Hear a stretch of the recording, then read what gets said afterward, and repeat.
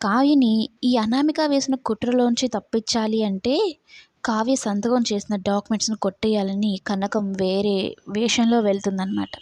స్పెట్స్ పెట్టుకున్నంత మాత్రాన కనకం రూపురేఖలు మారిపోతాయా? ఈ అనామిక కనిపెట్టేస్తుంది.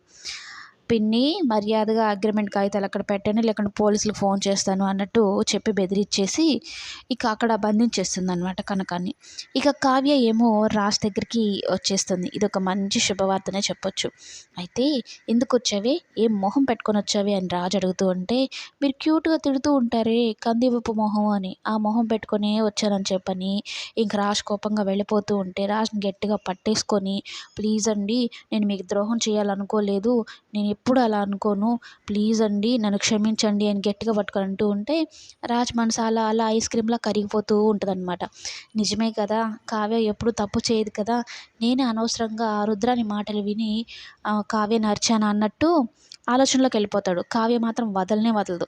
మరి ఇది రాజ్ కలో లేకుంటే నిజంగా ఇలా జరిగిందో, అపర్ణ కావ్య గురించి చెప్తూ ఉంది కాబట్టి దానివల్ల ఏమన్నా రాజ్ కల అలా అనిపించిందో, నిజంగా జరిగితే మాత్రం చాలా హ్యాపీగా అనిపిస్తుంది కావ్య విషయంలో.